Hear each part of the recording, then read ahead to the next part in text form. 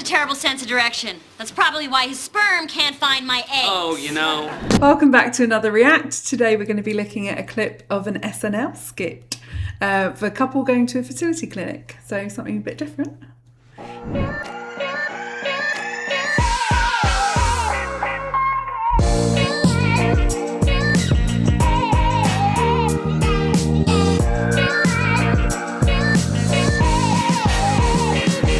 Before we dive in, please like, subscribe and ring the notification bell.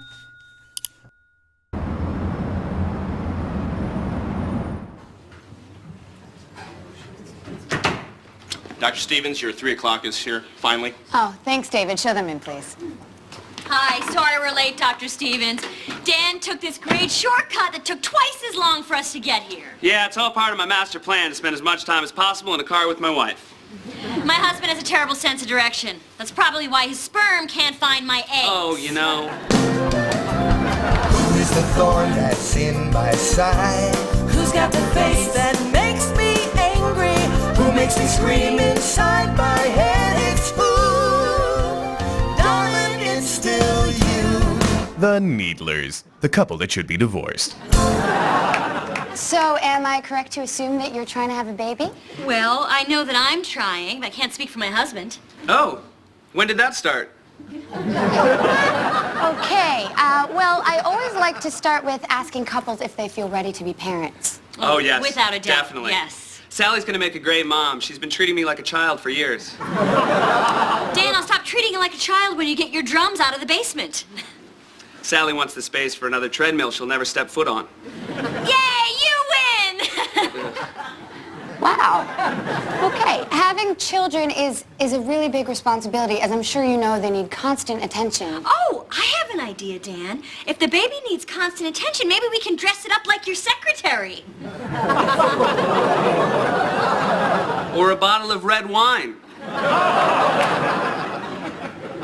We love kids. We do love kids. We I agree do. on that. Oh. Okay, let's move ahead. Now, there are a lot of factors that can contribute to infertility. For example, how's your diet? It's pretty good. Lots of vegetables. We've cut down on our meat. Well, that's because someone got mad at the grill and pushed it into the swimming pool. And that was probably because someone kept complaining that their steak tasted too steaky. You know, you ruin every 4th of July. You ruined the 4th of everything! Well, I think I know the answer to this, but how would you rate your stress levels? Low. Hi. Really? Should I have high stress levels? I don't know. 7 years without a promotion, I might get a little stressed out. And what's causing your high stress levels? The virus that's sweeping through Port Charles and General Hospital? You know, for a show you don't watch, Dan, you certainly seem to know a lot about it. I like to know my wife's friends. Tell you what, why don't we just fly right through the rest of this, get you out of here as soon as we can, okay? Have you ever suffered any injuries to the genital region? Sally, you want to tell that story? Look, I am sorry, Dan, okay? Cosmo said you would like it. Well, Cosmo should have said to give me a heads up first. I don't even want to know what that means. All right, listen, before you two make this important decision, listen, could I maybe suggest couples counseling? You know, we tried that, but they kept saying we could solve all our problems if we just listened to each other. Yeah, but we thought it might just be easier to have a baby. Well, maybe you guys should try getting a pet, like a dog or something. You know, we had a dog, it ran away. I know it's only SNL and it is meant to be taken with a pinch of salt and it's supposed to be funny. Personally, I find this kind of skit quite offensive. It's quite insulting. Usually they do things that's like taking the mickey out of celebrities and things that feel kind of okay to laugh about. This feels weird, sort of laughing about something that genuinely does affect so many people. But weirdly, some of the things that they've picked out on are things that people do need to consider before they go through IVF, such as lifestyle choices, stress levels, diet, making themselves, you know, in the optimum place for going into a fertility journey, whether that's own IVF or surrogacy.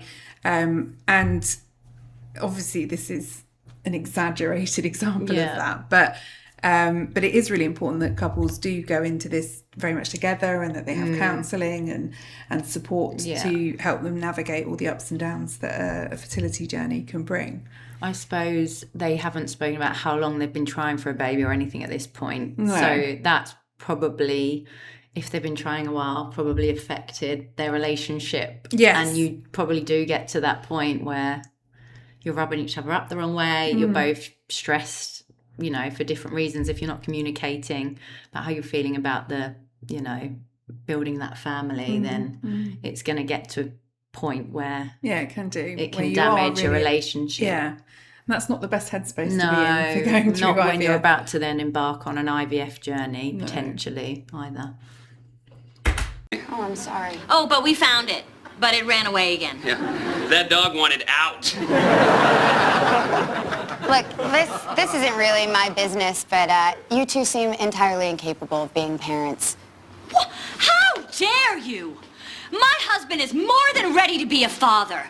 This is a man who went to 1 year of law school, 3 months of business school, and half painted every wall in our living room. And this woman may not be the most loving person you will ever meet.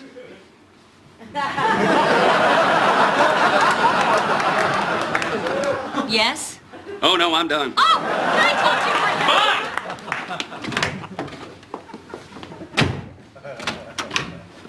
Everything okay? Now it is. Can you send in my next patients, please? Yeah, of course. I don't think we're going to have any more patients today.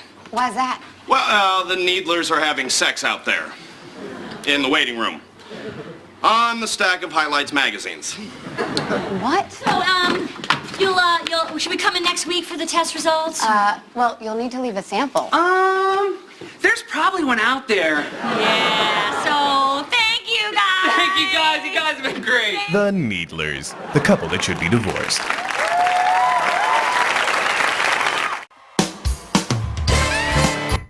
Sorry, that felt really hard to give any kind of reaction to.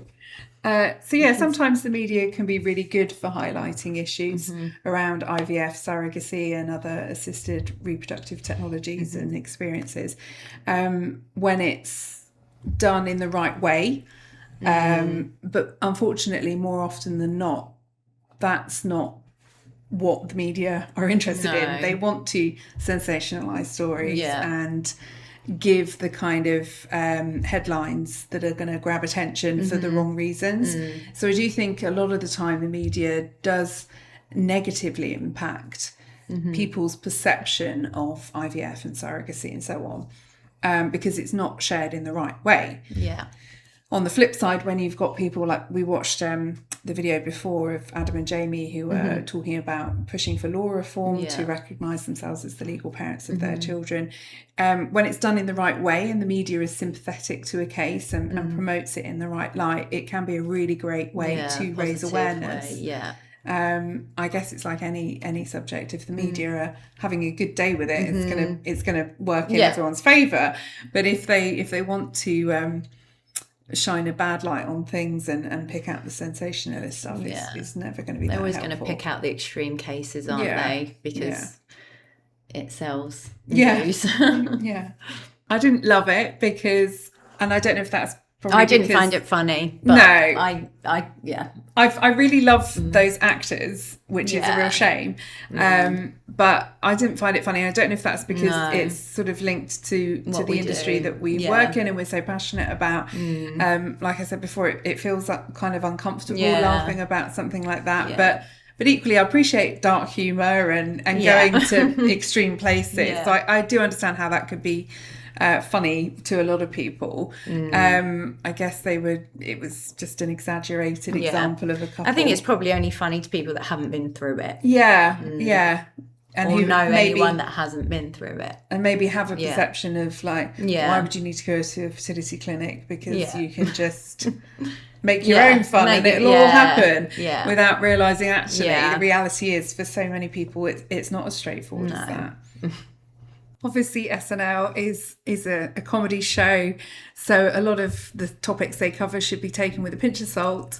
But equally, if this has resonated with you in any way, whether you actually found it really funny and maybe we're being oversensitive, or you didn't find it funny at all, let us know in the comments below. But as always, keep them kind, because this is an emotive subject for so many people.